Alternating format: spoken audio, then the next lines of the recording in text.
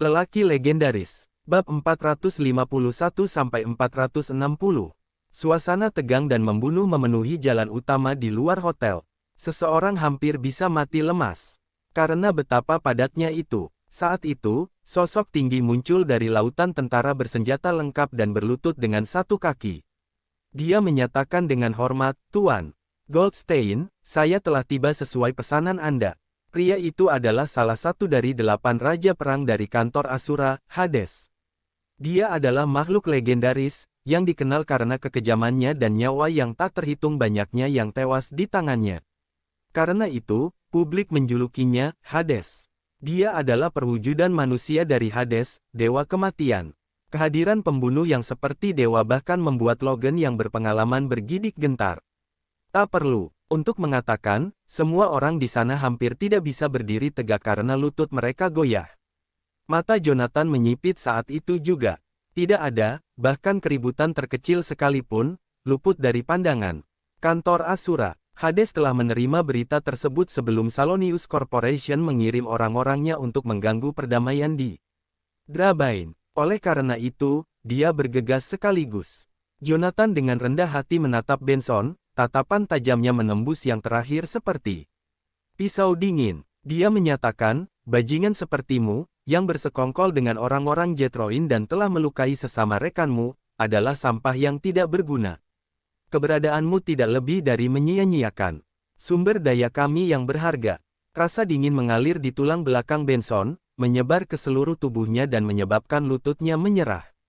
Setelah suara keras, Benson jatuh ke tanah dan bergumam dengan keras, "Tolong jangan bunuh aku. Saya dengan senang hati akan menyerahkan semua aset dan kekayaan keluarga saya. Aku bahkan bisa menghilang dari pandanganmu selamanya. Saya bersumpah, tidak akan pernah menginjakkan kaki di Durbane lagi." "Oh, jadi, Anda menyesali tindakan Anda sekarang? Yah, sudah terlambat. Mengapa Anda tidak mempertimbangkan konsekuensinya ketika berpihak pada Salonius Corporation saat itu? Bukankah kamu sudah memperkirakan hari ini akan datang?" Niat membunuh yang suram melintas di mata Hades. Dia mengambil langkah lebar sebelum cengkeramannya yang seperti besi menegang di leher Benson.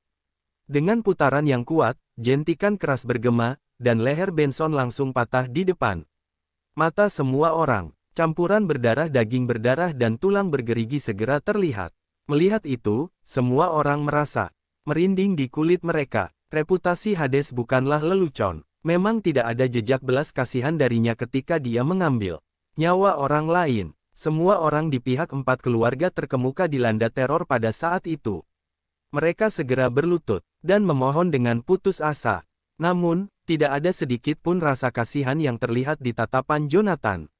Dia merasa perlu bagi pelaku kesalahan untuk membayar harga atas tindakan mereka. Siapapun yang bergabung dengan musuh karena kepentingan pribadi dan mengkhianati Canaya tidak mungkin diampuni. Tiba-tiba, cahaya merah yang ganas melintas di mata Hades saat dia memutar pergelangan tangannya, menghangatkannya. Pada saat yang sama, dia mencibir, "Sudah bertahun-tahun sejak saya membunuh seseorang. Sepertinya aku harus mengambil beberapa nyawa hari ini." Dengan itu, semua prajurit bersenjata mulai bergerak. Kekacauan meletus di luar hotel ketika para prajurit bertekad untuk membuat 4 keluarga terkemuka membayar mahal atas tindakan tercela mereka. Jonathan menutupi mata Emmeline dan membawanya ke dalam hotel. Dia khawatir, adegan berdarah seperti itu akan membuat Emmeline trauma, yang masih cukup muda. Di belakang mereka adalah Logan, yang terpincang-pincang, karena dia menderita luka parah. Jonathan meliriknya dan bertanya, "Bukankah kamu seharusnya menangani luka-luka itu? Ini bukan masalah besar." Logan pura-pura tidak peduli tapi langsung meringis saat tidak sengaja meregangkan luka di tubuhnya. Sangat menyakitkan sehingga dia menggertakkan giginya. Bibir Jonathan melengkung membentuk seringai geli. "Haha, kulit tebal pria itu akan menjadi perisai yang tak terkalahkan." Semenit berlalu sebelum Hades, yang memancarkan aura pembunuh yang intens, berjalan dengan tergesa-gesa. Emmeline merasakan teror yang tak bisa dijelaskan. Matanya dipenuhi rasa takut ketika dia melihat prajurit yang mendekat, tetapi dia tidak berani menatap matanya.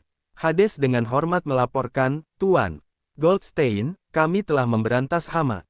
Semua pengkhianat bekerja dengan Salonius Corporation telah dimusnahkan. Mendengar itu, Jonathan sedikit mengangguk. Dia tahu bahwa Hades selalu berhati-hati dan tepat saat menangani berbagai hal. Oleh karena itu, Jonathan yakin kali ini tidak terkecuali. Apakah kamu sudah menyelidiki keberadaan Yosia? Aku khawatir kemungkinan besar melawan kelangsungan hidupnya, jawab Hades. Hal itu menimbulkan desahan dari Jonathan. Sepertinya Yosia dibutakan oleh kehidupan yang hidup di Drabain setelah meninggalkan kantor Asura. Pengaruh itu membuatnya kurang berhati-hati dari sebelumnya. Dia bahkan berharap Salonius Corporation berinvestasi dalam bisnis di sini. Sayangnya, itu menjadi bumerang terhadapnya dan menggigit pantatnya. Sementara Jonathan tenggelam dalam pikirannya, seorang tentara masuk tetapi ragu untuk berbicara. Hades mengangkat alis karena itu. Angkat bicara. Setiap otot di tubuh prajurit itu menegang saat dia dengan panik melaporkan, ada seorang wanita bernama Sandra Haberly di luar. Dia mengaku memiliki informasi tentang segel itu dan menuntut untuk bertemu denganmu. Komandan, bawa dia masuk, perintah Jonathan. Tak lama kemudian Sandra yang berwajah pucat masuk. Mayat dan tebasan mengerikan pada mereka, mengejutkannya dengan setiap langkah yang diambilnya. Jonathan sedikit terkejut saat dia tersenyum setengah. Dan di sini kupikir setiap anggota keluarga Haberly adalah pengkhianat. Sandra memaksakan senyum. Namun, senyumnya tegang dan semakin menekankan ekspresinya yang tak berdaya dan terkejut. Saya mencoba membujuk kakek dan ayah saya, tetapi keserakahan mereka terlalu jauh. Mereka bersikeras untuk bekerja sama dengan Salonius Corporation, jadi kematian mereka hari ini bukanlah hal yang mengejutkan. Kata-kata itu mengejutkan Jonathan, karena dia tidak berharap Sandra menjadi yang paling waras di antara anggota keluarganya. Kamu punya informasi tentang segel itu? Dia bertanya. Setelah menenangkan diri, Sandra mengeluarkan sebuah foto. Itu adalah foto yang dipulihkan dari beberapa alur yang disebabkan oleh segel di sisi pedang surga. Foto ini diberikan kepada saya oleh Tuan Zeymet. Saya pernah melihat ini di tubuh Elisa Salonius, pewaris Salonius Corporation. Jonathan mengangkat alis sambil menunjukkan tatapan tajam. Seseorang tidak dapat menghindari musuh mereka di dunia kecil ini. Sayangnya, sepertinya aku harus mengunjungi Jetroina untuk mendapatkan segel dan membuka rahasia tersembunyi Heavensward. Sandra, yang berdiri di sampingnya, bertanya dengan hati-hati, apakah informasi ini berguna bagi Anda, Tuan Goldstein? Sangat banyak sehingga. Jawaban itu menarik napas lega dari Sandra, yang langsung bersemangat dengan sebuah ide. Dia ragu-ragu. Sebelum mengerahkan seluruh keberaniannya untuk bertanya, Tuan Goldstein, bolehkah saya meminta sesuatu? 4. Keluarga terkemuka pantas dihukum atas kejahatan mereka. Namun, seseorang harus menjaga bisnis keluarga yang tertinggal. Jika saya boleh, mungkin saya bisa mencoba menjalankannya. Bisnis 4 keluarga terkemuka tersebar di seluruh Durbanain. Apakah Anda pikir saya akan menyerahkan semuanya kepada Anda hanya karena Anda meminta saya? Jonathan mengejek dengan seringai mengancam. Untuk itu, Sandra hanya bisa menggigil dan menjatuhkan diri ke tanah, berlutut memohon belas kasihan. Tan Goldstein, saya hanya ingin membantu Anda mengelola berbagai hal sebagai pelayan.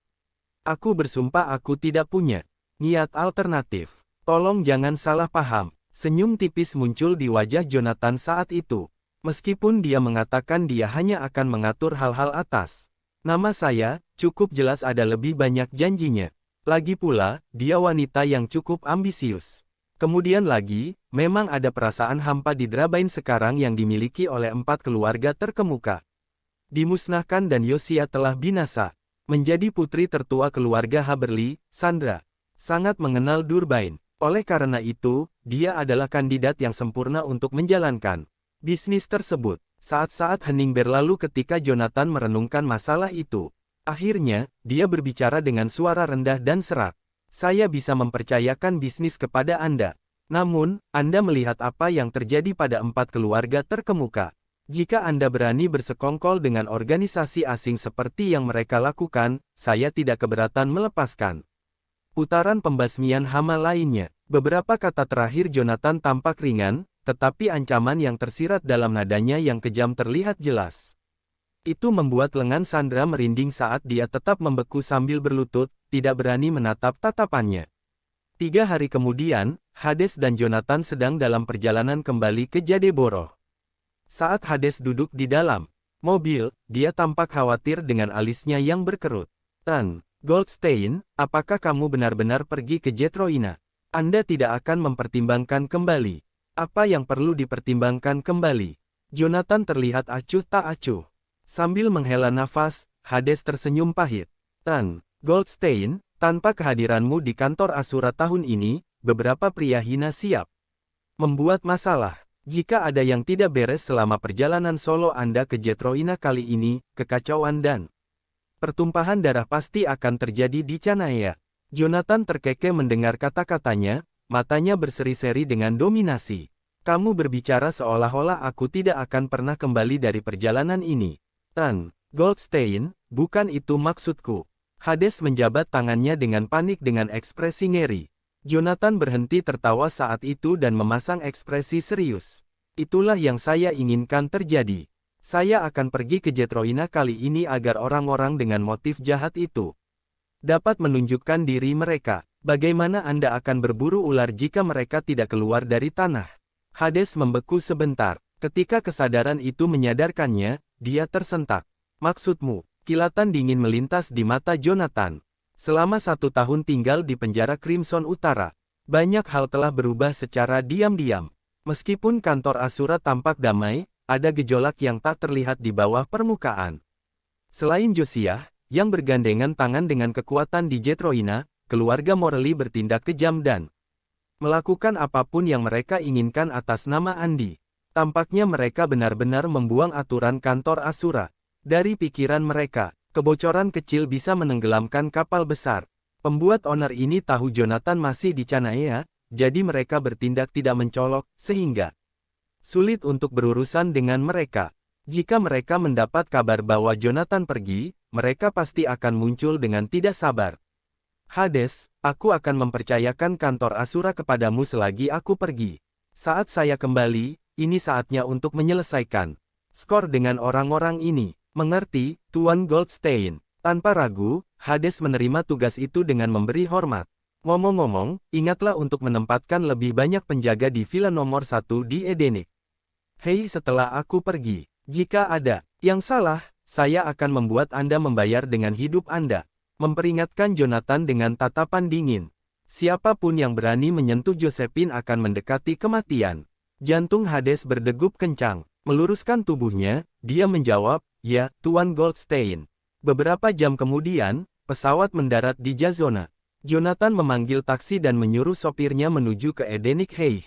Dalam perjalanan, dia mengingatkan, "Emmeline, kamu tahu apa yang harus dan tidak boleh kamu katakan di rumah, kan?" "Iya." Emmeline buru-buru mengangguk. "Saya hanya akan mengatakan bahwa kami bertemu secara kebetulan di Drabain. Selain itu, saya tidak tahu apa-apa." Itu benar. Ketika mereka tiba, Jonathan menatapnya dan keluar dari mobil. "Jonathan, Amy, kalian sudah kembali." Josephine sedang membaca di ruang tamu ketika dia mendengar suara dari pintu. Saat melihat Jonathan dan Emmeline, dia berseri-seri karena terkejut dan berlari untuk menyambut mereka. Jonathan melingkarkan lengannya di bahunya, wajahnya penuh kasih sayang. "Hati-hati jangan sampai terpeleset. Jangan khawatir, ini hanya beberapa langkah. Dokter memberi tahu saya beberapa hari yang lalu bahwa saya harus lebih banyak berolahraga," kata Josephine dengan santai. Mendengar suara-suara di luar, Margaret keluar dari dapur. Sejak Josephine hamil, Margaret tinggal di rumah setiap hari untuk merawat mantannya.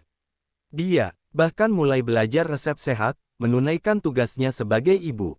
Namun, dia masih sedikit berprasangka buruk terhadap Jonathan. "Josephine hamil, tapi kamu masih keluar rumah dan lari-lari. Betapa tidak bertanggung jawab." Dia menggerutu. "Bu, Jonathan sibuk dengan urusannya sendiri, jadi dia tidak bisa selalu bersamaku. Plus, saya baru di trimester pertama. Jalan saya masih panjang sebelum saya melahirkan," bela Josephine atas nama Jonathan. Meskipun Margaret terus menggumamkan beberapa keluhan, dia segera berhenti dan kembali ke dapur. Jonathan membawa Josephine ke sofa dan duduk bersamanya. Saat dia mengamati perutnya yang sedikit membuncit, dia tampak bingung. Ini adalah sesuatu yang sangat berbeda dari apa yang dia alami di medan perang. Puff. Ketika Josephine melihat ekspresinya, dia tertawa terbahak-bahak. Jonathan, kenapa kamu begitu gugup? Tidak apa-apa. Sayang, apa menurutmu bayi itu bisa mendengarku? Jonathan menggaruk kepalanya. Saya tidak yakin. Namun, dokter mengatakan bahwa suara laki-laki lebih beresonansi, sehingga ada kemungkinan bayi dapat mendengar Anda. Didorong oleh kata-kata Josephine, Jonathan yang biasanya pendiam mulai berbicara tanpa henti seperti wanita parubaya yang suka bergosip. Anak kecil, jadilah baik dan jangan membuat ibumu marah. Setelah Anda lahir, saya akan membawa Anda untuk melihat banyak tempat. Hei, kamu laki-laki atau perempuan? Yah, itu tidak terlalu penting. Aku akan melindungimu bagaimanapun caranya. Saat Josephine mendengarkan gumamannya, dia terhibur dan tersentuh pada saat yang sama. Dia tidak bisa membantu tetapi memeluknya dengan penuh kasih. Dengan itu, keluarga beranggotakan 3 orang itu menikmati waktu bersama dengan damai. Jonathan tinggal di rumah selama seminggu penuh. Setiap hari, dia menemani Josephine, makan dan berbelanja dengannya seperti pendamping. Dia awalnya berencana untuk membiarkannya istirahat dari urusan perusahaan untuk fokus mengurus dirinya sendiri. Menjadi wanita yang bertanggung jawab, Josephine menolak untuk melakukannya dan bersikeras untuk pergi bekerja. Karena dia tidak bisa meyakinkannya, Jonathan mengikuti arus dan mulai mengunjungi perusahaan. Menemaninya, suatu hari setelah bekerja, Josephine berjalan keluar dari kantornya dengan cemberut, sepertinya ada sesuatu yang mengganggu. Sayang, apakah ada yang salah? Ini tentang perusahaan. Aku sangat kurang beruntung akhir-akhir ini, kata Josephine sedih. Setelah Josephine mengambil alih perusahaan, bisnisnya terus berkembang. Baru-baru ini, mereka menerima pesanan dari beberapa perusahaan luar negeri, salah satunya dari Jetroina. Kedua pihak mencapai kesepakatan, tetapi setelah Smith Group mentransfer uang muka, mereka kehilangan kontak dengan perusahaan dari Jetroina. Uang muka adalah jumlah yang cukup besar, jadi akan mengecewakan untuk membiarkannya sia-sia. Setelah mendengar apa yang terjadi, Jonathan menjadi bersemangat.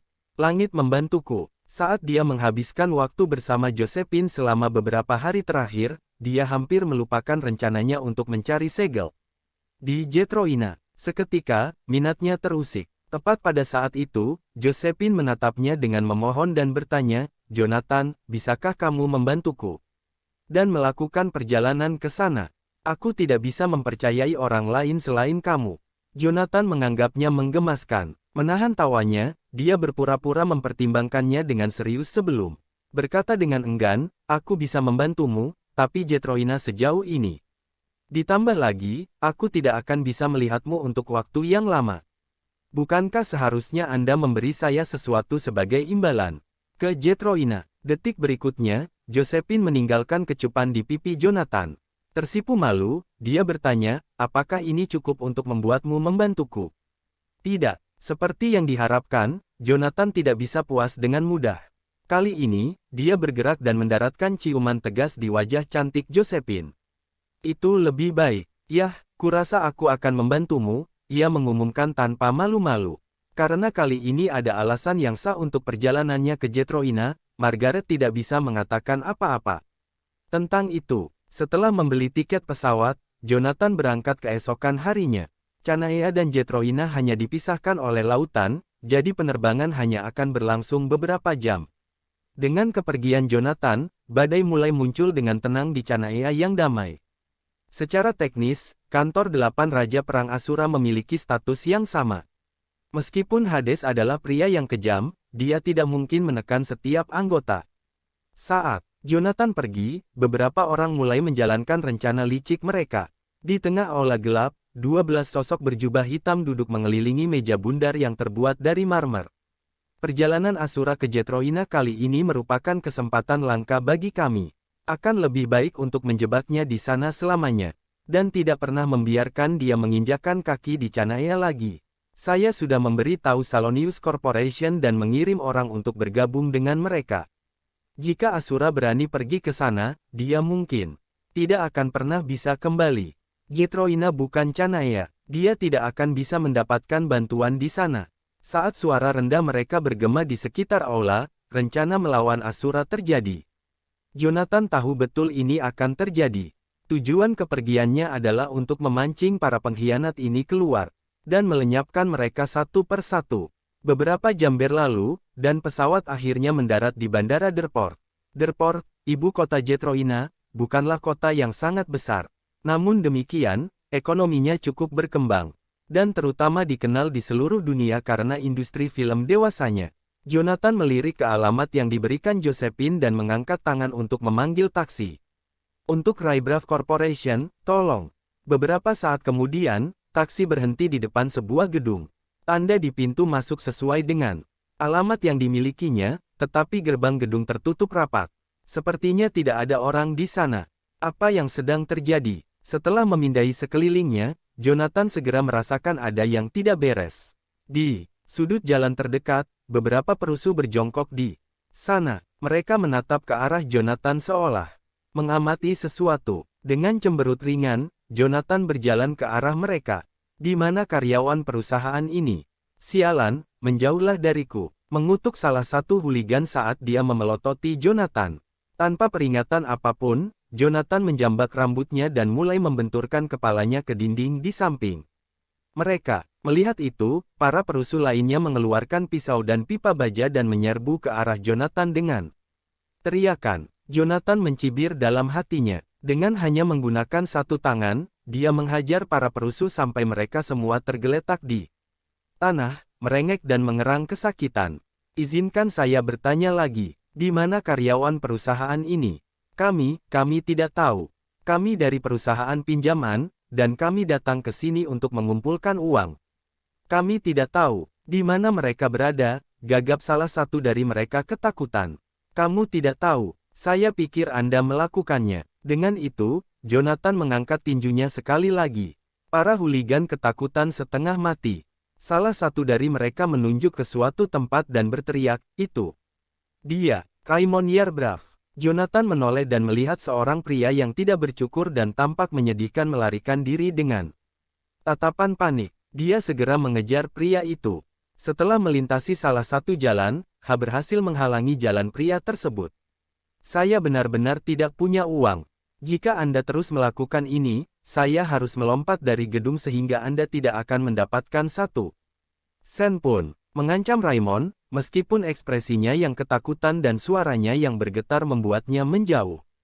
Memutar matanya, Jonathan membentak, "Kamu mengambil uang muka kami lalu menarik kembali kata-katamu. Sekarang, Anda bahkan mengancam saya. Betapa tidak tahu malunya kamu." Raymond berhenti ketika kebingungan melintas di wajahnya. "Bukankah kamu dari Salonius Corporation? Saya dari Grup Smith. Mengapa Anda tidak menghormati perjanjian kerja sama kami setelah menerima uang muka kami?" Tanda tanya petik 2. Raymond menghela nafas panjang setelah mendengar itu. Dia tampak tak berdaya saat menjelaskan, "Maaf, saya salah paham. Namun, saya tidak punya pilihan. Aku tidak bisa berbuat apa-apa dengan Salonius Corporation yang memaksaku." Sebelum dia bisa melanjutkan, beberapa mobil hitam melaju ke arah mereka. Pintu mobil terbuka, dan keluarlah beberapa pengawal yang tampak tangguh. Pemimpin mereka adalah seorang pemuda dengan arogansi tertulis di seluruh wajahnya. "Raymond, kapan kamu akan membayar kami? Sudah berhari-hari. Jika Anda benar-benar tidak dapat membayar, berikan saja barang itu kepada kami. Kami dapat mengembangkannya bersama dan memiliki situasi win-win." Bahkan ketika Raymond gemetar ketakutan, dia menggertakkan giginya dan menolak untuk menyerah. "Tidak pernah.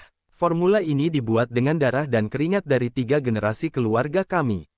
Aku tidak akan pernah memberikannya padamu. Kamu akan terus seperti ini sampai akhir." "Ya, baiklah kalau begitu. Jangan salahkan aku atas apa yang akan kulakukan."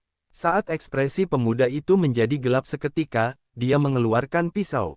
Raymond memucat saat melihat senjata itu dan secara naluriah bersembunyi di belakang Jonathan. Mengarahkan pisaunya ke Jonathan, pemuda itu menyatakan dengan angkuh, "Minggirlah karena masalah ini tidak ada hubungannya denganmu. Saya Leopold Salonius dari Salonius Corporation. Jika Anda tahu apa yang baik untuk Anda, segeralah tersesat." Jonathan hanya bisa menertawakan nama lucu pemuda itu. "Leopold, siapa yang memberimu nama itu?" Kedengarannya sangat timpang. Wajah Leopold menjadi hijau karena marah. Keluarganya adalah orang yang menamainya, dan dia benci jika ada yang bercanda tentang hal itu. Merasa geram, dia melemparkan pisau itu ke arah Jonathan. Kamu meminta kematian. Pisau itu berputar di udara dan terbang ke arah Jonathan dengan kecepatan kilat. Ketakutan, Raymond mulai berteriak. Sementara itu, Jonathan menjentikkan satu jari, mengirimkan pisaunya kembali ke Leopold. Saat mengenai yang terakhir, darah langsung menyembur keluar dari bahunya. Ah, beraninya Pang ini menyakitiku. Apa yang sedang kalian lakukan? Dapatkan dia, teriak Leopold histeris. Mengikuti perintahnya, orang-orang di belakangnya bergegas maju. Mereka adalah pengawal terampil yang menerima pelatihan ketat dari Salonius Corporation. Namun, bahkan petarung terbaik Salonius Corporation, Alexei, bukanlah tandingan Jonathan. Teriakan kesakitan merobek udara. Orang-orang dari Salonius Corporation semuanya jatuh ke tanah, melolong kesakitan. Teror belaka tertulis di wajah Leopold saat butir-butir keringat mengalir di dahinya. Pria sombong itu tidak pernah merasa begitu ketakutan seumur hidupnya. Apa yang kamu coba lakukan? Tinggal jauh dari saya. Izinkan saya memberi tahu Anda ini. Saya dari Salonius Corporation. Jika Anda berani menyentuh saya, orang-orang dari organisasi saya tidak akan melepaskan Anda. Aku sudah mendengar kata-kata seperti itu berkali-kali sebelumnya. Jonathan mencemooh dengan dingin, sama sekali mengabaikan ancaman. Dalam kata-kata Leopold, sekarang, kembalilah dan beritahu Alexei ini, sudah saatnya dia membayar utangnya. Saya, apa yang dia berutang padamu? Tunggu sebentar, kamu kenal kakekku. Ekspresi Leopold berubah drastis. Kakeknya, Alexei Salonius, tak lain adalah tulang punggung Salonius Corporation. Praktis tidak ada seorang pun di Jetroina yang berani menyebut namanya dengan lantang. Katakan saja padanya kata-kataku dengan tepat. Dia tahu apa artinya. Sinar sedingin es melintas di mata Jonathan. Saat dia menggeram, pergilah. Leopold berputar dan lari sekaligus. Jalanan langsung kembali sunyi, tetapi mata Raymond terus dipenuhi dengan keterkejutan. Salonius Corporation dijuluki Raja Jetroina yang tidak bermahkota, dan Leopold selalu begitu. Terkenal sebagai pengganggu. Namun, pemuda ini berani terlibat. Perkelahian dengannya, putra sulung keluarga Salonius. Apakah pria ini memiliki keinginan mati? Puan, seperti yang Anda lihat, tidak mungkin bagi saya untuk melanjutkan kerjasama saya dengan keluarga Smith. Bahkan, jika saya cenderung melakukannya, Salonius Corporation tidak akan pernah membiarkan saya pergi. Katanya dengan pasrah, Smith Group telah membayar Anda 20 juta sebagai deposit, dan hanya itu yang Anda katakan. Mata Jonathan berkilat dingin saat alisnya berkerut. Itu bukanlah apa yang saya maksud. Melihat sorot mata Jonathan, Raymond langsung panik. Sedikit ragu, dia kemudian mengambil flash drive kecil dari sakunya. Bagaimana dengan ini? Benar-benar tidak ada cara untuk saya untuk terus berkolaborasi dengan Smith Group, tetapi saya akan membiarkan Anda memiliki cetak biru proyek tersebut. Keluarga saya telah mengerjakan ini selama 3 generasi. Daripada membiarkannya jatuh ke tangan Salonius Corporation, saya lebih suka kalian memilikinya. Setidaknya, Anda masuk akal bagi saya. Flash drive. Saat Jonathan melihat flash drive, dia sedikit mengernyitkan alisnya dan segera menelepon Josephine di teleponnya. Tanpa menyebutkan situasi berbahaya yang baru saja dia temui, dia mengobrol dengannya sebentar dan kemudian mengalihkan topik pembicaraan ke flash drive. Begitu dia mendengar penyebutan flash drive, nada suara Josephine langsung berubah saat dia menjawab dengan suara bergetar, apakah kamu serius? Raymond benar-benar bersedia memberi kami teknologi transformasi baterai. Teknologi ini sangat potensial untuk dikembangkan. Jika kita dapat memilikinya, Smith Group pasti dapat membuat lompatan besar dalam kemajuan teknologi kita. Namun, akan lebih baik jika dia bisa kembali ke Canaya bersamamu. Dengan begitu, kami pasti akan memiliki terobosan dalam tantangan teknologi perusahaan kami. Teknologi transformasi baterai adalah salah satu tantangan utama yang saat ini dihadapi Smith Group. Josephine sangat yakin bahwa energi terbarukan memiliki potensi maksimal di pasar masa depan. Tentu, kalau begitu aku akan membawanya kembali bersamaku. Dengan itu, Jonathan menutup telepon dan menoleh ke Raimon, apakah kamu bersedia untuk kembali ke Canaya bersamaku? Kembali ke Canaya bersamamu. Raimon benar-benar terpana. Tidak pernah dalam mimpi terliarnya dia pernah membayangkan bahwa Jonathan akan mengundangnya untuk melakukan itu. Tanpa ragu sedikit pun, dia langsung menjawab. Iya, di Jetroina, dia seperti anjing liar yang terus diburu oleh Salonius Corporation kemanapun dia pergi. Namun, jika dia bisa pergi ke Canaya, maka Salonius Corporation tidak lagi menjadi ancaman baginya. Saya hanya khawatir dengan adanya Salonius Corporation, tidak akan mudah bagi saya untuk meninggalkan Jetroina. Tambahnya tanpa daya setelah berpikir sejenak. Lagi pula, Salonius Corporation memiliki Jetroina di telapak tangannya. Raimon tidak bisa melihat cara untuk melarikan diri dari Jetroina dengan Salonius Corporation di sekitarnya. Itu hanya perusahaan Salonius. Jangan khawatir tentang itu, jawab Jonathan acuh tak acuh. Di matanya, Salonius Corporation benar-benar tidak berarti seperti seekor semut. Mendengar komentar santainya, Raimon mengerutkan bibirnya tanpa berkata-kata. Jangan khawatir tentang itu, kata-kata yang berani untuk diucapkan seseorang di Jetroina. Meskipun demikian, saat ini, dia tidak punya pilihan selain mempercayai Jonathan. Di Gunung Forlael Jetroina yang megah, berdiri sebuah rumah besar yang meliputi wilayah yang sangat luas. Tempat wisata terkenal ini sebenarnya adalah milik pribadi milik Salonius Corporation. Dari fakta ini sendiri, sudah jelas betapa kuatnya organisasi itu. Saat itu, Leopold terhuyung-huyung ke dalam rumah mewah, kepalanya ditutupi perban dan matanya masih menyala karena amarah. Ayah, aku baru saja dipukuli. Teriaknya pada ayahnya. Ekspresi frustrasi langsung melintas di mata Romeo Salonius. Masalah apa yang telah kamu sebabkan? Lagi, kamu sudah dewasa sekarang, tapi kenapa kamu masih membuatku pusing? Aku tidak menyebabkan masalah. Itu Raimon. Tidak hanya dia masih berutang uang kepada kami dan menolak untuk membayar kembali utangnya, dia bahkan menemukan seseorang untuk memukuli saya. Leopold meraung, semakin frustrasi. Setelah disalahkan secara salah oleh Romeo. Cukup, jauhkan dirimu dari hal-hal yang menyangkut Raimon mulai sekarang. Romeo melambai tangannya dengan acuh, mengusir Leopold keluar dari ruangan. Keluar dari kamar, Leopold tidak bisa menahan amarah yang terpendam berkobar di dadanya. Bagaimanapun, dia adalah putra tertua dari keluarga Salonius. Tidak mungkin dia bisa menerima penghinaan seperti itu. Dengan itu, dia berjalan menuju ruangan lain, yang tidak lain adalah milik kakak perempuannya, Elisa Salonius. Hanya 1 tahun lebih tua dari Leopold, Elisa sangat cantik. Dia tidak hanya memiliki fitur yang sangat halus, tetapi dia juga memiliki sosok yang sempurna dengan lekukan dan lekukan di semua tempat yang tepat. Berbeda dengan Leopold yang tidak berguna, dia sangat mirip dengan pilar Salonius Corporation dan telah mengambil alih sebagian besar bisnis. Jelas bahwa dialah yang dilatih untuk menjadi penerus Salonius Corporation di masa depan. Elisa, aku baru saja dipukuli. Leopold mengumumkan dengan panas saat dia melangkah ke dalam ruangan. Oleh siapa? Elisa mengangkat pandangannya yang indah ke arah Leopold. Pada saat itu, bahkan Leopold tidak bisa tidak mengagumi fitur-fitur yang sangat indah. Itu, Tuhan benar-benar tidak adil. Tumbuh dewasa, sebagai putra dari keluarga Salonius, dia memiliki banyak wanita. Namun, kecantikan Elisa jauh melampaui mereka semua. Bahkan jika para wanita itu adalah selebritas dan dewi di mata orang lain, kecantikan mereka memucat jika dibandingkan dengan Elisa. Itulah betapa mempesona putri dari keluarga Salonius dan penerus masa depan. Salonius Corporation adalah siapa lagi selain Raimon? Leopold menjatuhkan diri ke kursi di depan Elisa, terengah-engah.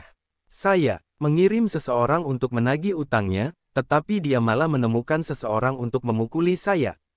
Anda harus mencari keadilan. Untuk saya, Elisa, ini Raimon. Wajah Elisa langsung berubah. Dia mengenal Raimon, yang berutang banyak pada Salonius Corporation. Dia tidak pernah menyangka Raimon akan berani mengirim orang untuk memukuli Leopold. Meskipun Leopold mungkin pecundang, dia masih dari Salonius Corporation. Memukulnya sama saja dengan menghina Salonius Corporation. Kalian, keluar. Elisa menjatuhkan telapak tangannya di atas meja. Segera setelah itu, 5 pria berbaju hitam muncul di ruangan itu dalam sekejap dan berlutut. Dengan sehelai kain menutupi wajah mereka, mereka memancarkan aura dingin. 5 ninja dari Salonius, kamu akan menjawab Leopold Salonius mulai sekarang. Perintah Elisa. 5. Pria segera menundukkan kepala dan menjawab, mengerti. Terima kasih, Elisa. Wajah Leopold langsung berseri-seri saat dia senang karena Elisa benar-benar menugaskan 5 ninja Salonius kepadanya. Mereka adalah ninja top yang dilatih oleh Salonius Corporation dan dianggap sebagai pembunuh terbaik di Jetroina. Ingat, hanya ada satu kesempatan. Saya tidak ingin mengetahui bahwa Raymond Yarbraf masih hidup setelah ini. Apakah Anda mendengar itu? Elisa menginstruksikan tegas dengan ekspresi dingin di wajahnya. Ya, aku mengerti, Elisa. Dengan itu, Leopold keluar dari ruangan. Ada sebuah hotel tua di sudut jalan terpencil. Raymond adalah tamu tetap hotel itu. Saat memasuki gedung, dia langsung menuju ke lantai 2 dan memasuki sebuah ruangan kecil yang kurang dari 10 meter persegi. Selain meja, ruangan itu hanya memiliki selimut dan bungkus burger yang tersebar di seluruh lantai. Itu adalah sarangnya di mana dia bisa bersembunyi dari orang-orang Salonius Corporation. Jonathan mengamati lingkungan yang mengerikan dan mengerutkan alisnya. Melihat sorot mata Jonathan, Raymond menjadi malu dan menjelaskan dengan suara rendah, asetku telah dibekukan oleh Salonius Corporation, jadi aku hanya bisa tinggal di sini untuk saat ini. Kemasi barang-barangmu. Anda akan tinggal di tempat lain, perintah Jonathan dengan cemberut. Raymond berkata dengan ragu-ragu, sayangnya saya tidak bisa. Orang-orang dari Salonius Corporation masih mencari saya. Potong omong kosong itu. Lakukan saja apa yang saya katakan. Ada sorot ketidaksabaran di mata Jonathan. Apa yang kamu takutkan saat aku di sini? Aku. Setelah beberapa saat berpikir, Raymond mengambil beberapa helai pakaian dan meninggalkan hotel bersama Jonathan. Tak lama kemudian, taksi berhenti di depan sebuah hotel bernama Hotel Sakura, hotel bintang 5 terbaik dan kelas atas di Derport. Bahkan gagang pintu hotel bertatahkan emas, yang berbicara tentang kemewahan murni. Berdiri di pintu masuk Hotel Sakura dengan pakaian lusuh dan membawa tas jinjing lusuh. Raymond terlihat persis seperti seorang pengemis. Dia mengencangkan cengkeramannya di sekitar pegangan tas jinjingnya yang compang camping dengan ekspresi canggung di wajahnya. Tan Goldstein, kenapa kita tidak pergi ke hotel lain? Bagaimana kita mampu membayar hotel ini? Ayo cari tempat yang lebih murah. Mengabaikannya, Jonathan langsung berjalan menuju lobi hotel. Tepat ketika dia hendak memasuki hotel, satpam hotel menghentikannya. Berhenti di sana. Kamu di sini untuk apa? Untuk mendapatkan kamar, jawab Jonathan tenang. Sebuah ruangan. Petugas keamanan tanpa sadar menilai mereka berdua dan mencibir. Apakah kamu pikir ini adalah tempat yang kamu mampu dapatkan? Cek keluar dari sini. Minggir. Jonathan tidak repot-repot menjelaskan kepadanya. Namun, penjaga keamanan mendatanginya dan berdiri di depannya. Aku memperingatkanmu, nak, sebaiknya kau tidak memaksa masuk, atau aku akan meledakkan kepalamu. Sorot mata Jonathan langsung berubah menjadi dingin. Benar-benar, saya ingin melihat bagaimana Anda akan meledakkan kepalaku. Suruh bosmu untuk memindahkan pantatnya ke sini. Bos kami, Anda bahkan ingin melihat bos kami. Penjaga keamanan menertawakan kata-kata Jonathan. Petik 2. Kamu pikir kamu siapa sehingga kamu bisa melihat bos kami? Apakah Anda tahu tempat apa ini? Ini adalah hotel bintang 5 bermutu tinggi. Apakah Anda tahu berapa harga kamar termurah di sini untuk 1 malam? Bisakah Anda membelinya? Ambil kartu ini dan minta bosmu keluar sekarang. Jonathan tidak mau repot-repot membuang waktu berbicara dengan satpam, jadi dia melemparkan kartu hitam ke yang terakhir. Namun, satpam itu bahkan tidak melirik kartu itu saat dia melemparkannya ke tanah dan mencapnya. Kakinya di atasnya. Apa-apaan itu? Hanya ada kartu emas, perak, dan berlian di hotel kami, tapi tidak ada kartu hitam seperti itu. Dari mana datangnya kartu jelek itu? Beraninya kau mencoba menggunakannya untuk menipuku. Melihat situasi mulai tidak terkendali, Raymond buru-buru menarik lengan baju Jonathan. Tan Goldstein, ayo pergi. Mengapa kita harus? Dengan tatapan dingin di matanya, Jonathan melangkah menuju lobi hotel. Berhenti di sana. Mengambil tongkat karet, penjaga keamanan hendak berdiri di jalan Jonathan. Ketika yang terakhir tiba-tiba menendang perutnya. Satpam itu berlutut di depan Jonathan dengan suara keras saat tendangan itu membuatnya lemas di lututnya. Ada tatapan dingin di mata Jonathan, yang membuat satpam itu bergidik ketakutan. Ketika dia sadar kembali, dia berbalik dan berteriak ke arah lobi hotel. Di mana semua orang datang ke sini sekarang? Apakah Anda tidak melihat saya diserang? Sebagai hotel bintang 5 kelas atas di Derport, Sakura Hotel memiliki fasilitas keamanan yang baik. Setelah satpam berteriak, sekelompok orang langsung menyerbu. Mereka adalah sekelompok pria jangkung dan kekar. Setelah berlari menuruni tangga, mereka mengepung Jonathan dengan mata penuh permusuhan. Pergilah! Jonathan berteriak tidak sabar. Saat itu, seorang pria gemuk dengan perut buncit berlari ke bawah dengan tergesa-gesa. Apa yang telah terjadi? Dia bertanya dengan suara keras. Bos, seseorang membuat masalah di sini. Saat satpam melihat pria gendut itu, dia langsung bangkit dari tanah dan dengan hormat membungkuk padanya. Betapa beraninya. Siapa ini? Jejak penghinaan melintas di mata pria gendut itu. Saat dia selesai berbicara, Jonathan menjawab dengan tenang, ini aku. Anda. Pria gendut itu menoleh, tetapi saat berikutnya, dia terkejut. Dia bahkan merasa dirinya lemas di lutut. Puan Goldstein, apa yang membawamu ke sini? Pria gendut itu malah gagap saat melihat Jonathan. Dia sangat ketakutan. Apa sekarang? Haruskah saya melaporkan kepada Anda kemanapun saya pergi? Suara Jonathan menjadi dingin. Bukan itu yang saya maksud, Tuan Goldstein. Pria gendut itu buru-buru menggelengkan kepalanya. Kalau begitu, apa maksudmu? Jonathan menatap pria gendut itu dengan tatapan dingin. Jadi sekarang kamu bahkan tidak mengizinkan aku tinggal di hotelmu dan ingin mengusirku. Mengusirmu? Siapa yang berani mengusirmu? Wajah pria gendut itu langsung berubah mendengar pertanyaan Jonathan. Segera setelah itu, dia melihat ke arah penjaga keamanan. Dengan ekspresi dingin dan berbalik untuk memberikan tamparan keras di wajahnya. Apakah itu kamu? Bos, aku tidak tahu kalau dia mengenalmu. Penjaga keamanan itu lumpuh karena ketakutan. Namun, pria gendut itu tidak memberinya kesempatan untuk berbicara lebih banyak saat dia melambaikan tangannya dan menginstruksikan, teman-teman, usir dia. Bos, aku benar-benar tidak tahu. Mohon maafkan saya. Penjaga keamanan itu sangat ketakutan hingga dia berkeringat dingin, merasa menyesal. Dia tidak pernah menyangka bahwa kedua pria yang terlihat seperti pengemis itu benar-benar mengenal bosnya. Pria gendut itu bahkan tidak repot-repot meliriknya lagi ketika penjaga keamanan lainnya mengusirnya. Tan Goldstein, saya minta maaf staf saya merusak suasana hati Anda. Kamu bisa menghukumku sesukamu. Dengan itu, pria gendut itu menarik napas dalam-dalam dan berlutut di depan Jonathan. Tindakannya membuat orang-orang di sekitar hotel tercengang.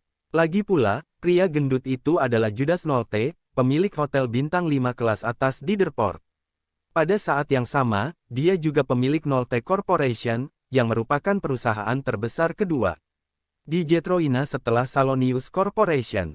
Orang-orang merasa sulit untuk percaya bahwa tokoh besar seperti dia benar-benar berlutut di hadapan seorang pemuda berusia 20-an. Baiklah, berhenti berakting sekarang. Jonathan, yang tidak ingin membuang waktu lagi untuk berbicara dengannya, melirik kartu hitam di lantai dan bertanya, apakah kartu keanggotaan yang kamu berikan padaku saat itu palsu?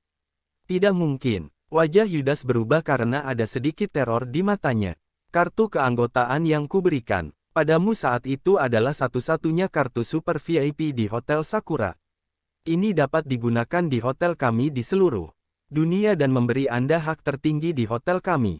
Bagaimana itu bisa palsu? Apakah ini kartu super VIP yang kamu bicarakan? Jonathan mendongak sedikit ke arah kartu keanggotaan hitam yang masih ternoda oleh jejak kaki di tanah.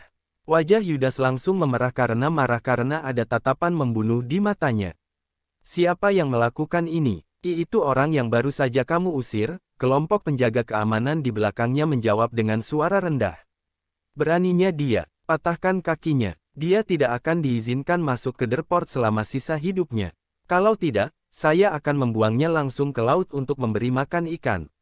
Yudas sangat marah sehingga matanya merah dan tubuhnya gemetar. Iya bos. Rombongan satpam gemetar ketakutan sekaligus merasa beruntung tidak menyerang Jonathan lebih awal. Kalau tidak, merekalah yang akan diusir. Tan Goldstein, saya berjanji kepada Anda bahwa ini adalah yang terakhir kali, dan ini tidak akan pernah terjadi lagi di masa mendatang. Yudas meyakinkan Jonathan sambil berlutut di hadapannya. Baiklah, bangun sekarang. Tak ingin membuang waktu lagi berbicara dengannya, Jonathan berjalan menuju hotel. Mengikuti di belakang Jonathan, Yudas bertanya dengan suara pelan, "Mer Goldstein, kenapa kamu tidak memberitahuku bahwa kamu ada di sini di Jetroina? Setidaknya, saya dapat memastikan Anda tidak akan menderita perlakuan seperti itu." "Saya datang ke sini karena iseng. Tidak berencana untuk memberitahumu," jawab Jonathan dengan acuh tak acuh. "Tan Goldstein, saya akan meminta mereka untuk memberi Anda kamar presidensial." Yudas menunjukkan jalan kepada mereka. Melihat bagaimana, ternyata, Raymond bingung, seolah-olah dia masih tidak percaya bahwa hal-hal yang terjadi itu benar. "Apa yang kamu lakukan berdiri di sana dalam keadaan linglung?" Jonathan melirik Raymond, yang baru sadar dan buru-buru menyusulnya. Ketika mereka sampai di kamar presidensial, kenyataan akhirnya terungkap saat Raymond bertanya, "Mer Goldstein, apakah Anda benar-benar mengenal Judas?"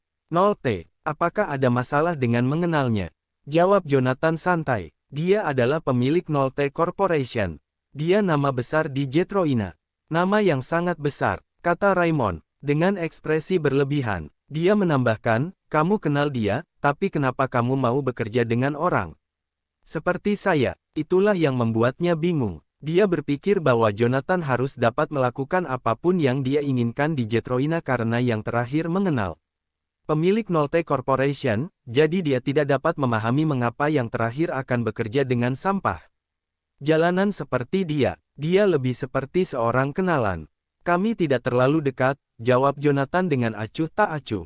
Dia memang tidak terlalu dekat dengan Yudas, yang hanya seorang informan yang dia latih di Jetroina saat itu, tetapi tidak pernah digunakan selama bertahun-tahun. Dengan kata lain, tidak akan ada Judas, apalagi 0T Corporation, tanpa Jonathan.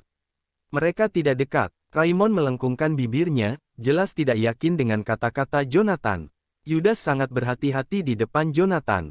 Apakah itu terlihat seperti mereka tidak dekat? Ini seperti Yudas telah bertemu raja. Dia bahkan berlutut. Itu tidak terlihat seperti mereka tidak dekat. Namun, Raymond tahu betul kapan harus tutup mulut, atau dia mungkin tidak bisa hidup melewati malam. "Tan Goldstein, sudah larut. Anda pasti lapar, bukan? Saya meminta koki pribadi saya untuk menyiapkan beberapa masakan Jetroina untuk Anda coba." Membuka pintu kamar hotel, Yudas masuk dengan troli penuh dengan segala jenis makanan yang memenuhi ruangan dengan aroma makanan yang enak. Setelah makan burger selama hampir sebulan, Raymond mendambakan makanan enak. Ketika dia melihat makanan yang dibawa Yudas, perutnya keroncongan. "Bawa masuk." Jonathan melambaikan tangannya, dan Yudas dengan cepat mendorong troli itu ke dalam. Presidential suite itu besar. Selain 3 kamar tidur, ada juga ruang makan, ruang tamu, dan gym. Itu sangat mewah. Begitu makanan dibawa, Raymond mulai melahap makanan itu. Jonathan yang tidak terlalu nafsu makan, langsung menyalakan sebatang rokok. Baru setelah makan, Raymond pergi dengan puas. Oleh karena itu, Jonathan dan Yudas ditinggalkan di ruang makan. Yudas berada di pin dan jarum. Meskipun non-Canaian, dia tahu betul betapa menakutkannya. Kantor Asura, terutama pendirinya, Asura, yang sedang duduk bersamanya saat ini. Kemarahan Asura bisa membunuh jutaan orang. Dia pernah mengalaminya secara langsung. "Kamu tidak perlu terlalu gugup. Saya di sini kali ini karena saya memiliki hal-hal lain yang harus saya tangani, bukan untuk mempersulit Anda," kata Jonathan sambil mematikan rokok. Yudas tidak bisa berhenti merasa gugup duduk di hadapan Jonathan. Bibirnya bergetar saat dia bertanya dengan suara rendah, "Tuan Goldstein, apa yang perlu Anda tangani? Apakah ada yang bisa saya bantu?" "Ini bukan masalah besar. Aku hanya ingin mengambil sesuatu kembali," jawab Jonathan dengan santai. Hal yang ingin ia ambil kembali adalah stempel dari Elisa, putri sulung keluarga Salonius pemilik Salonius Corporation. "Apa itu?" tanya Yudas. "Sebuah segel. Apakah Anda mengenal Elisa Salonius?" jawab Jonathan dengan tenang. "Ya, saya bersedia." Setelah jeda, wajah Yudas berubah saat dia menyadari sesuatu. Tan Goldstein, segel yang kamu bicarakan bukanlah segel milik Elisa, kan? Bagaimana jika itu? Jonathan menjawab dengan acuh tak acuh. Yudas berkata dengan cemberut, saya khawatir tidak mudah mendapatkan segelnya. Dia jarang meninggalkan Salonius Corporation, dan dia memiliki pengawal terbaik dari Salonius Corporation bersamanya sepanjang waktu. Terus, aku juga bisa menghancurkan Salonius Corporation. Jonathan sama sekali tidak peduli dengan Salonius Corporation karena dia bisa menghancurkannya jika menghalangi jalannya. Tan Goldstein, saya punya ide. Setelah berpikir sejenak, Yudas melanjutkan, Elisa selalu ingin membeli hotel Sakura saya. Bagaimana menurutmu jika aku menggunakan alasan ini untuk mengajaknya kencan? Silakan, Jonathan setuju. Tidak masalah metode apa yang digunakan karena yang dia inginkan hanyalah segel itu. Saat fajar keesokan harinya, Yudas secara pribadi datang dan memberitahu Jonathan bahwa Elisa telah setuju untuk menemuinya di mata air panas di kaki Gunung Forlael. Ketika Jonathan dan Yudas tiba, Elisa sudah ada di sana. Mengenakan kostum tradisional Jetroina, dia terlihat menawan dan cantik. Tan Nolte, apakah Anda yakin ingin menjual hotel Sakura kepada saya? Tanya Elisa dengan suara lembut begitu Yudas memasuki ruangan. Dia telah berkali-kali bertanya kepada Yudas tentang hotelnya, tetapi dia tidak pernah mau menjualnya. Dia bertanya-tanya apa yang membuatnya berubah pikiran. Kita akan membahasnya nanti. Aku mengajakmu kencan hari ini karena temanku ingin bertemu denganmu. Yudas mengubah topik pembicaraan. Teman, ada sedikit keterkejutan di mata Elisa. Kamu akan segera tahu. Begitu Yudas selesai berbicara, pintu kamar pribadi dibuka dari luar, dan Jonathan terlihat masuk. Apakah dia teman yang kamu bicarakan? Elisa tidak terkejut melihat Jonathan. Sebaliknya, dia mencibir dan melanjutkan, kamu benar-benar berani, nak.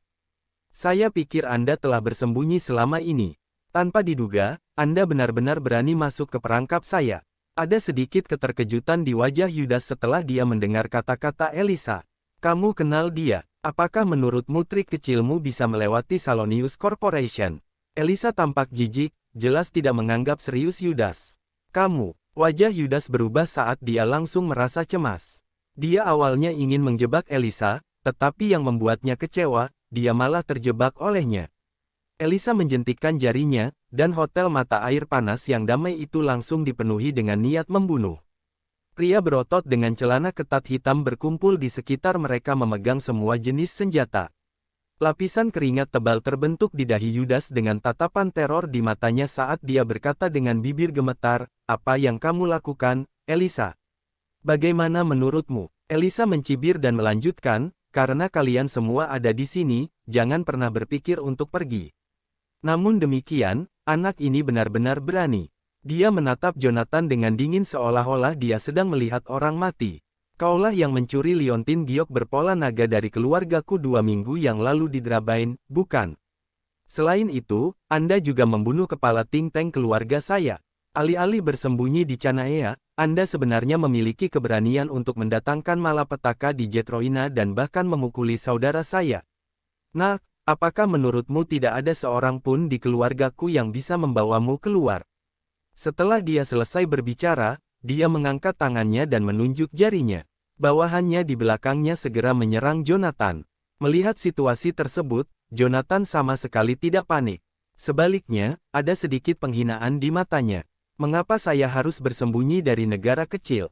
Bahkan Alexei Salonius akan berlutut dan memohon belas kasihan saat melihatku, apalagi keluarga Salonius. Dengan itu, dia mengeluarkan pedang surga, mengeluarkan suara yang menyerupai raungan naga. Bilah pedang memancarkan cahaya dingin yang tajam yang menyapu seluruh ruangan. Setelah beberapa ayunan pedang, Jonathan berdiri dengan bangga di tempat yang sama dengan pedang di tangannya, tampak seperti gunung yang berdiri tegak dan tak tergoyahkan. Sementara itu, sekelompok pria berbaju hitam di depannya berdiri terpaku di tempat seolah-olah membeku. Elisa mengerutkan alisnya dengan ekspresi tidak sabar di matanya. Apa yang kalian lakukan berdiri di sana tanpa melakukan apa-apa? Kejar dia. Namun, tidak ada yang menanggapinya. Udara di kamar pribadi dipenuhi dengan kesunyian yang begitu berat hingga mencekik. Tiba-tiba, darah menyembur keluar dari leher seorang pria berbaju hitam sebelum kepalanya terlepas dari lehernya dan jatuh dengan keras ke tanah. Gedebuk, gedebuk, kepala pria berbaju hitam jatuh ke tanah satu demi satu. Hanya dalam sekejap mata, kamar pribadi telah berubah menjadi neraka. Apa yang terjadi? Elisa membulatkan matanya tak percaya. Menjadi penanggung jawab Salonius Corporation, dia telah melewati banyak badai dan membuat banyak orang berlumuran darah. Namun, dia belum pernah melihat orang yang bisa membunuh seseorang dengan begitu mudah. Desir, Jonathan mengangkat pedang langitnya, menyebabkan Elisa mundur secara naluriah. Kakinya menjadi lemah, dan dia jatuh dengan keras ke tanah. Sulit membayangkan bahwa putri tertua pemilik Salonius Corporation sebenarnya sangat ketakutan. Pedang itu sebenarnya sangat kuat. Sebagai putri berharga pemilik Salonius Corporation, Elisa tidak pernah merasa malu seperti sekarang ini. Menggigit bibirnya, dia tiba-tiba berteriak, 5 ninja dari Salonius, serang. 5 pria yang mengintai dalam kegelapan tiba-tiba muncul entah dari mana dan menerkam Jonathan dari sudut yang sangat rumit. Salonius Corporation telah menghabiskan banyak uang untuk melatih 5 ninja Salonius, menjadikan mereka ninja terbaik. Mereka telah mengambil banyak nyawa. Dalam proses perluasan yang cepat dari Salonius Corporation, mereka telah menjadi terkenal dan melegenda di Jetroina. Sayangnya, mereka bertemu Jonathan. Selama 3 tahun menjaga Chanaea, tidak ada yang berani menyinggung perasaan mereka. Namun, para ninja ini berani bertindak kurang ajar di depannya. Jonathan memegang pedang surga di tangannya, dan 5 ninja dari Salonius langsung merasakan sakit yang tajam. Di tangan mereka, ternyata pergelangan tangan mereka dipotong. Lebih buruk lagi, mereka bahkan tidak bisa melihat dengan jelas kapan Jonathan bergerak. Jonathan bergerak begitu cepat seolah-olah dia sedang memainkan beberapa trik sulap. Pergelangan tangan ninja dipotong tanpa peringatan sebelumnya, dan itu adalah pemandangan yang sangat menakutkan untuk dilihat. Segera setelah itu, dia mengayunkan pedangnya lagi, dan garis-garis darah langsung muncul di 5 ninja dari leher Salonius. Dalam sekejap mata, 5 ninja dari Salonius, yang telah menghabiskan banyak waktu dan uang untuk keluarga Salonius, telah berubah menjadi mayat. Kalian ninja biasa sebenarnya memiliki keberanian untuk bertindak kurang ajar di depanku. Tatapan Jonathan, sedikit apatis dengan nada jijik. Siapa lagi yang bersembunyi di luar? Datang saja padaku bersama-sama. Saya dapat mengambil kesempatan untuk berlatih dengan pedang surga saya. Meneguk, Elisa menelan ludah, dan sedikit keputusasaan melintas di matanya. Dia tidak pernah membayangkan bahwa 5 ninja dari Salonius bahkan tidak bisa menangani satu serangan dari Jonathan. Siapa kamu? Garis pertahanan terakhir Elisa benar-benar hancur begitu dia melontarkan pertanyaan itu. Jonathan membalikkan pedangnya dan berkata dengan acuh tak acuh, tidak masalah. Saya di sini hari ini untuk mendapatkan segel Anda. Segel? Apakah Jonathan benar-benar datang ke sini untuk segel? Elisa ragu sejenak sebelum menjawab dengan suara rendah, segelnya tidak ada padaku. Aku menyimpannya di rumah leluhur keluarga kita. Kalau begitu, ayo pergi ke rumah leluhurmu. Jonathan menyela dan membunuh harapan terakhirnya. Gunung Forlael adalah gunung tertinggi di Jetroina. Gunung itu masih diselimuti salju selama pertengahan musim panas dengan pohon sakura bermekaran di kaki bukit. Seseorang akan merasakan emosi yang tak terlukiskan ketika mereka berdiri di bawah kelopak hujan. Sambil melihat ke gunung putih merpati yang membubung ke langit. Itu pemandangan yang menyenangkan. Rumah leluhur Salonius Corporation terletak di Gunung Forlael. Itu adalah rumah mewah yang dirancang dengan sebuah plakat yang terbuat dari emas. Struktur bangunannya juga diukir dengan halus, dan itu benar-benar merupakan karya arsitektur yang luar biasa. Jonathan melihat bangunan itu. Desain bangunannya terinspirasi dari arsitektur Chanaean. Bahkan detailnya terlihat persis sama. Sepertinya orang Jetroin belum berubah sama sekali bahkan setelah bertahun-tahun. Anda masih suka mengklaim pekerjaan orang lain sebagai milik Anda. Jonathan berkata dengan tenang. Jonathan mengejek, dan semburat rasa malu muncul di wajah Elisa. Jetroina adalah negara kecil, dan selalu menjadi ketergantungan Chanaea.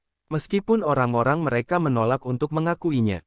Telah terbukti bahwa warga Jetroin selalu ingin mengambil semuanya dari Chanaea dan mengklaimnya sebagai milik mereka. Tentu saja, jika orang lain mengatakan itu, Elisa akan menamparkan wajah orang itu.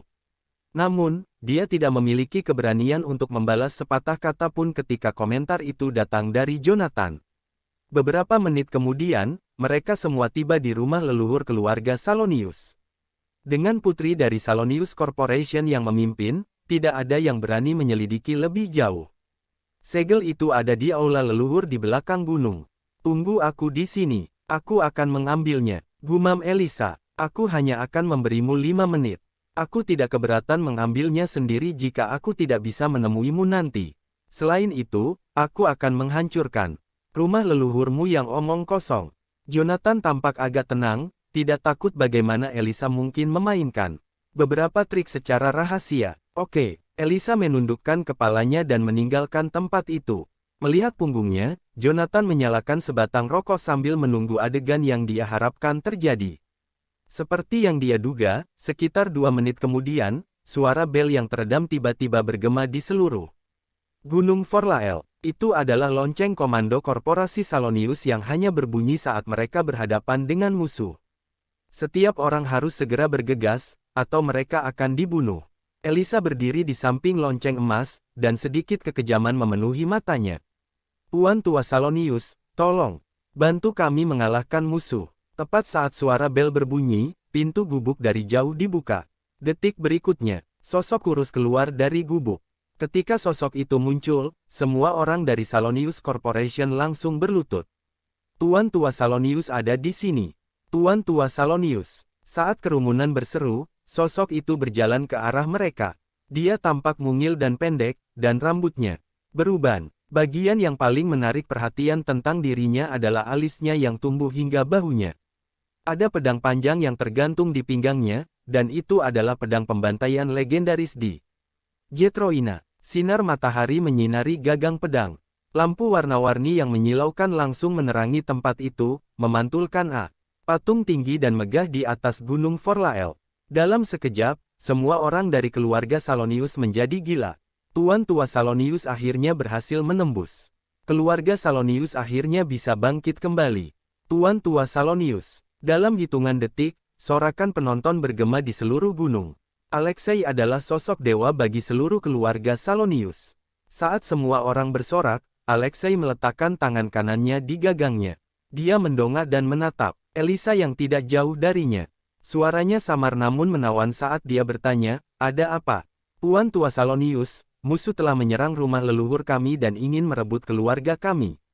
Segel, tolong ambil tindakan." Berlutut, Elisa membungkuk pada Alexei dengan hormat. "Apa?" Jari Alexei bergerak melintasi masa Crashwood. Kilatan kebekuan melintas di matanya saat dia bertanya, "Siapa yang berani masuk ke rumah leluhur keluarga Salonius?" "Seorang Canaian," jawab Elisa dengan suara rendah. "Seorang Canaian belaka berani bertindak sesuai keinginannya di Jetroina. Di mana dia? Bawa aku padanya." Nada bicara Alexei dingin. "Ya, Pak Tua Salonius." Elisa memimpin secara pribadi dan membawa Alexei untuk bertemu Jonathan. "Tuan Tua Salonius, ini dia." Elisa melangkah ke aula dan langsung menunjuk ke arah Jonathan. "Apakah kamu membawa kadanganmu ke sini?" Jonathan berdiri di aula dengan tangan di belakang, tatapannya apatis. "Jadi, itu kamu. Beraninya kau mengacau dengan keluarga Salonius." Saat Elisa menunjuk ke arah Jonathan, Alexei sedikit mengangkat tangan kanannya, dan energi pedang yang tajam langsung dipancarkan. Swoosh! Penyok yang dalam terbentuk pada kolom beton di kedua sisi. Alexei benar-benar menghayati namanya sebagai petarung top di Jetroina. Setiap gerakan yang dia lakukan penuh dengan niat membunuh. "Apakah keluarga Salonius layak bagiku untuk melakukannya?" Jonathan mencibir. Raungan naga yang mengejutkan terdengar dari tubuhnya, menyebarkan energi pedang dalam sekejap. "Itu kamu." Ekspresi Alexei berubah drastis saat melihat wajah Jonathan dengan lebih jelas. "Alexei Salonius, sudah bertahun-tahun. Mengapa Anda belum membaik sama sekali?" Jonathan berkata dengan tenang sambil perlahan mengarahkan pandangannya pada Alexei. Namun, kata-katanya mengejutkan semua orang seperti petir, menyebabkan keributan di antara kerumunan. Secara instan, apakah mereka mengenal satu sama lain? Dan sepertinya mereka sudah saling kenal sejak bertahun-tahun yang lalu.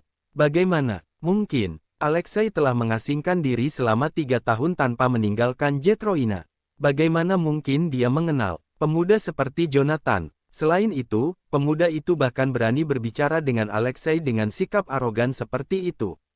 Wajah Alexei jatuh ketika dia mendengar ucapan mengejek dari Jonathan. Jejak keluhan muncul di mata Alexei. Beberapa tahun yang lalu, Alexei mengambil kesempatan untuk masuk ke Chanaya ketika negara sedang dalam masalah.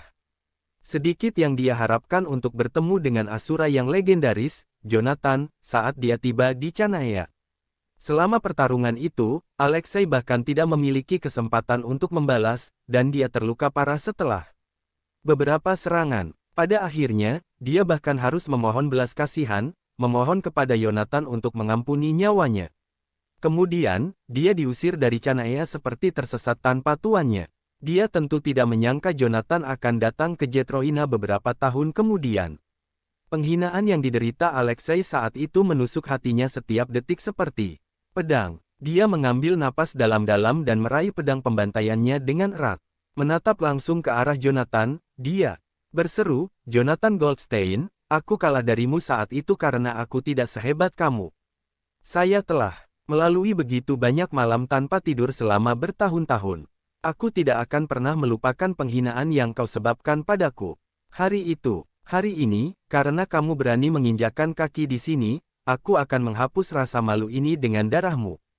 Saya harap Anda lebih baik dari 3 tahun yang lalu, atau akan sangat membosankan untuk bertarung sehingga saya tahu saya pasti akan menang." Jonathan mengangkat bahu. Jelas, dia sama sekali tidak menganggap serius Alexei.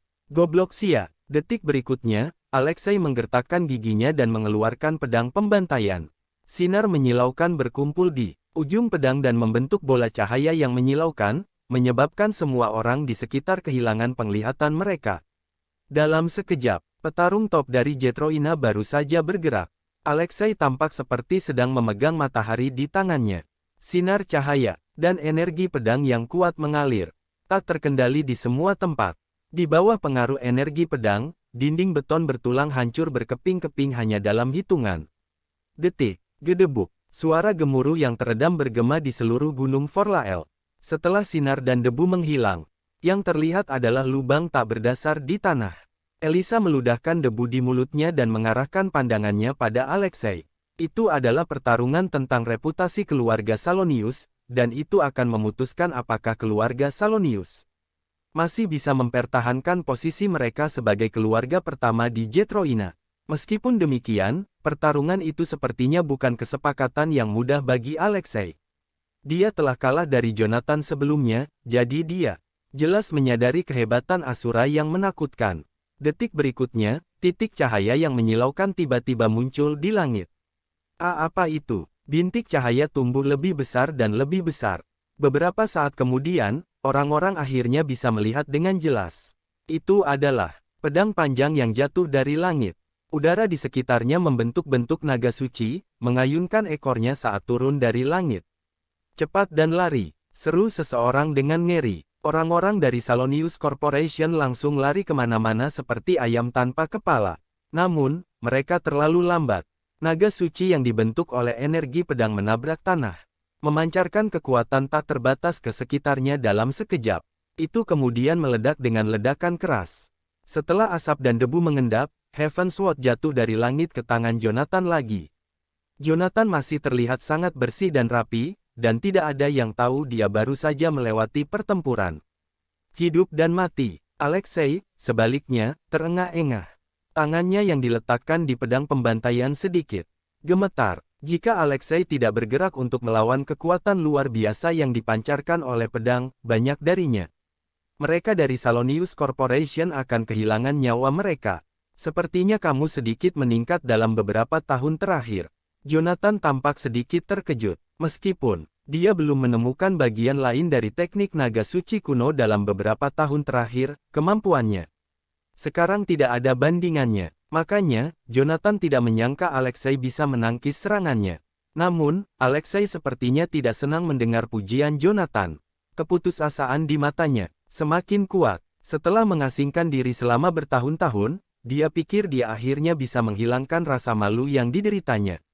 Suatu hari, dia tidak menyangka perbedaan antara Jonathan dan keahliannya akan menjadi lebih besar setelah 3 tahun. Satu serangan dari Jonathan itu membuat Alexei merasa malu pada dirinya sendiri. Aku tidak punya pilihan selain menggunakan itu. Ekspresi Alexei berubah saat dia menghunus pedang pembantaian di dekat pinggangnya. Dia menatap tajam ke harta paling berharga di Jetroina. Saat itu, Kaisar pertama telah mengirim orang untuk mencari ramuan dan menyegel energi suci di pedang ini. Sudah waktunya untuk merilisnya hari ini. Berdengung. Dalam sekejap, pedang pembantaian di tangannya mulai bergetar hebat, dan raungan naga samar terdengar dari ujung pedang. Segera setelah itu, Alexei menggenggam pedang pembantaiannya dengan erat. Kekuatan besar langsung menyembur keluar dari pedang ke langit. Jonathan mengerutkan alisnya saat dia mendengar naga itu mengaum. Kekuatannya terasa aneh namun familiar. Anehnya sangat kuat sehingga dia merasa sedikit tercekik. Rasa keakraban datang dari bagaimana kekuatan tampaknya bergema dengan teknik naga suci kuno, seolah-olah keduanya berasal dari asal yang sama. Kekuatan yang melonjak berkumpul menjadi bentuk segel sebelum membentuk sebaris teks, dekrit Kaisar. Mundur. Dalam sekejap mata, Alexei tampak benar-benar kehabisan tenaga, dan dia tampak seperti mayat berjalan. Pada saat itu, dia sudah mencapai ajalnya, dan hanya masalah waktu sebelum kematian merenggutnya. Namun, dia berjuang sampai akhir hidupnya. Aku tidak akan menyesal dalam hidup ini jika aku bisa membawa Asura bersamaku. Segera setelah kata-kata itu jatuh, segel besar itu turun dari langit dan mengarah ke Jonathan, seolah itu bisa menghancurkan Jonathan sepenuhnya dalam hitungan detik. Meski begitu, Jonathan tetap tak bergerak. Matanya dipenuhi dengan niat untuk bertarung.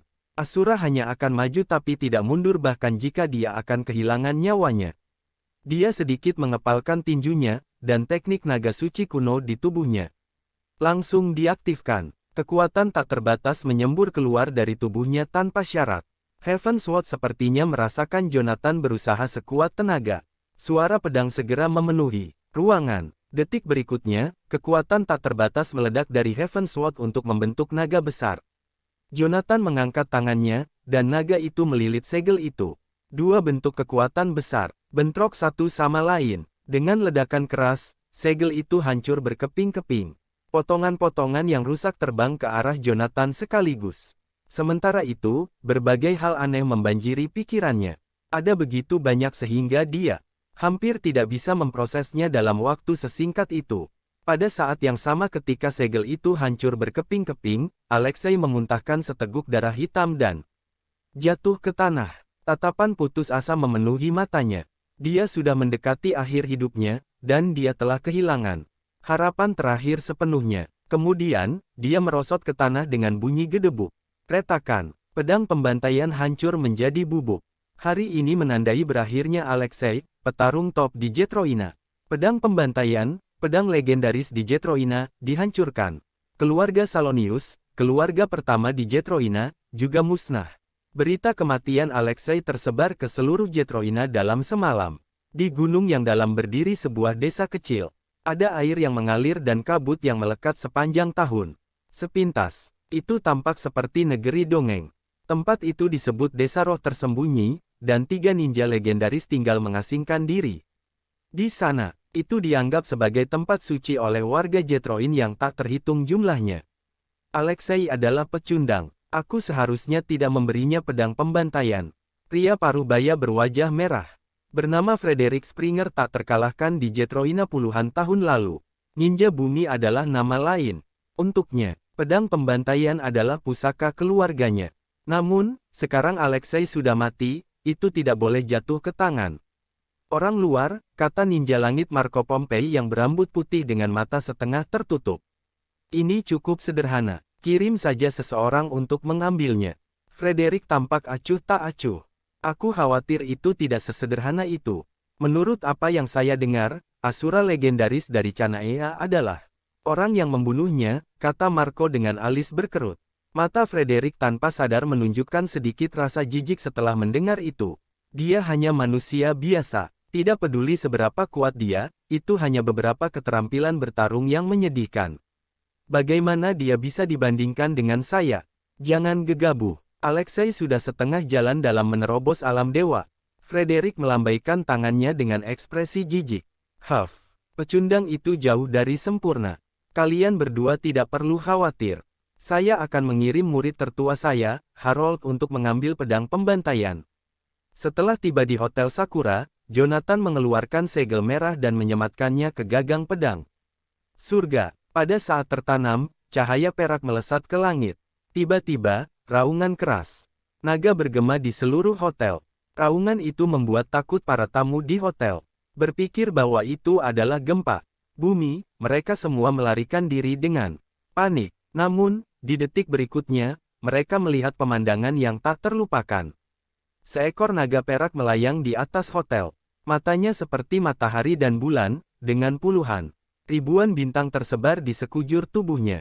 Ada juga sedikit keagungan di matanya. Naga itu berasal dari pedang langit. Saat gagang dibuka, cahaya keemasan yang megah menyala. Jonathan mengulurkan tangannya. Cahaya itu tampaknya memiliki pikirannya sendiri, karena cahaya itu langsung melingkari lengannya dan langsung mengalir ke pikirannya. Pada saat itu, teknik naga suci kuno di tubuhnya mulai bereaksi secara otomatis, dan cahaya yang tajam tiba-tiba menjadi lembut. Itu kemudian dengan lancar bergabung ke dalam dirinya. Jika gagang pedang dibuka oleh seseorang yang tidak mengolah teknik naga suci kuno, dia akan kehilangan semua kultivasinya, dan mungkin juga mati di tempat. Setelah Jonathan menyerap kekuatan tersebut, matanya tiba-tiba menjadi tajam. Dia samar-samar bisa melihat ada energi samar di udara di depannya, yang terus mengalir. Dia menarik napas dalam-dalam. Setelah energi mengalir ke dalam tubuhnya, seluruh tubuhnya terasa ringan, seolah-olah dia telah dilahirkan kembali. Jonathan kemudian membuka sarungnya dan menemukan buklet emas tipis di dalamnya. Bahannya seperti kayu atau emas, dan terasa aneh saat disentuh. Ada kata-kata di buklet itu. Teknik naga suci kuno. Jonathan kaget. Dia telah melihat dan mengalami segalanya, tetapi pada saat itu, dia tidak bisa menahan diri untuk tidak gemetar di dalam hatinya. Apakah saya akhirnya menemukan teknik naga suci kuno? Jonathan tidak dapat mengingat berapa banyak waktu yang dia habiskan untuk mencari teknik naga suci kuno selama bertahun-tahun. Namun, apa yang tidak pernah dia duga adalah bahwa bagian lain dari teknik naga suci kuno sebenarnya ada di Jetroina. Jonathan mengambil buklet emas itu. Setelah membolak-balik beberapa halaman, alisnya berangsur-angsur menegang. Teknik naga suci kuno bukanlah teknik seni bela diri biasa, tetapi teknik kultivasi. Bagian pertama menunjukkan bagaimana mengolah tubuh fisik, dan bagian kedua menunjukkan bagaimana mengolah pikiran. Setelah keduanya dikuasai, seseorang akan memiliki kekuatan untuk melakukan apa saja yang bisa dibandingkan dengan dewa dalam rumor. Ada 8 tingkat alam yang tercatat dalam buklet, yaitu Refine, Pre-Celestial, Enlightenment, Nascent Soul, Divine, Void, dan Harmonize. Mengolah pikiran. Jadi, itu nyata. Jonathan baru mendengarnya sejak lama, tapi dia belum pernah melihatnya. Jadi, kultivasi pikiran benar-benar ada di dunia ini. Dalam sekejap, Jonathan duduk dengan lutut disilangkan. Dia menggunakan teknik naga suci kuno untuk terus menyerap energi spiritual yang mengalir di udara ke dalam tubuhnya. Beberapa jam kemudian, penglihatan lain muncul di Hotel Sakura. Aroma aneh terpancar dari kamar Jonathan. Setelah kontak dengan tanaman dan pohon, mereka dengan cepat mekar dan berbuah, menyebabkan daerah sekitarnya berubah menjadi lautan bunga. Pemandangan seperti itu benar-benar mencengangkan. Sumber dari semua itu adalah Jonathan. Matanya seterang lautan bintang. Jika dia adalah Grim Reaper yang ditakuti semua orang di masa lalu, maka saat ini, dia adalah dewa surga yang turun ke dunia. Dia tampak bermartabat dan mengintimidasi. Hampir tidak mungkin untuk melihat langsung ke arahnya. Apakah ini ranah pencerahan? Jonathan bergumam pada dirinya sendiri. Di medan ramuannya, inti emas seukuran kuku tampak lebih kuat dari sebelumnya. Pada saat itu, kekuatan Jonathan meningkat setidaknya 10 kali lipat. Setelah mengolah paruh pertama teknik naga suci kuno, dia sudah memasuki dunia master tanpa sadar. Meskipun dia tidak bisa mendapatkan teknik paruh kedua untuk waktu yang lama, dia tidak menghentikan kultivasinya bahkan untuk sehari. Dengan paruh kedua diperoleh, dia langsung menerobos dan memasuki alam pencerahan. Keesokan harinya, di lobi Hotel Sakura, seorang pria bertelanjang dada dengan tinggi 2 meter masuk. Tubuhnya dipenuhi tato aneh yang membuat orang pusing pada pandangan pertama. Berhenti di sana, hotel ini tidak menerima tamu yang tidak berpakaian dengan benar. Seorang penjaga keamanan melangkah maju dan menghentikan orang itu. Pria bertelanjang dada itu mengangkat alisnya. Kemudian, dia mengangkat tangannya dan meraih leher satpam itu. Dengan kekuatan yang kuat, leher penjaga itu patah dengan suara retakan yang tajam. Apakah kamu buta? Beraninya kau menghalangi jalanku. Dia membunuh penjaga di tempat ketika mereka bertengkar. Penjaga keamanan hotel lainnya sangat ketakutan sehingga mereka berdiri terpaku di tanah.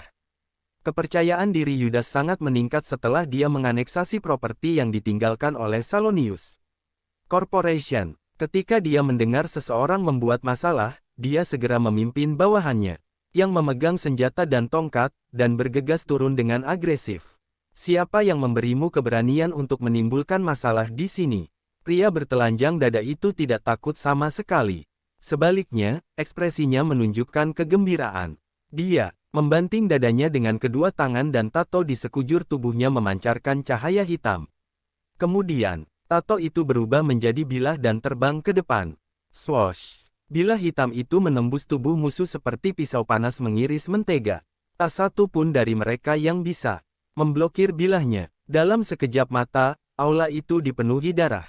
Ah, siapa kamu? Yudas ketakutan setengah mati. Aku adalah pembunuh manusia, Harold Hill, murid tertua ninja bumi. Kata pria bertelanjang dada itu dengan dingin. Ekspresi Yudas tiba-tiba berubah setelah dia mendengar kata-kata itu. Jika keluarga Salonius adalah keluarga terbesar nomor 1 di Jetroina, maka 3 ninja legendaris akan menjadi dewa abadi di hati semua warga Jetroin. Di depan 3 ninja legendaris, korporasi Salonius rapuh dan rentan seperti semut. Bawa aku menemui Jonathan. Suara Harold sedingin es. Pedang panjang hitam menyapu atap, dan beton langsung berubah menjadi bubuk seolah-olah itu adalah kertas tipis. Bahkan baja akan tercabik-cabik oleh bilahnya, apalagi daging manusia. Bahkan jika Jonathan belum terlihat, di mata Harold, Jonathan sudah menjadi mayat.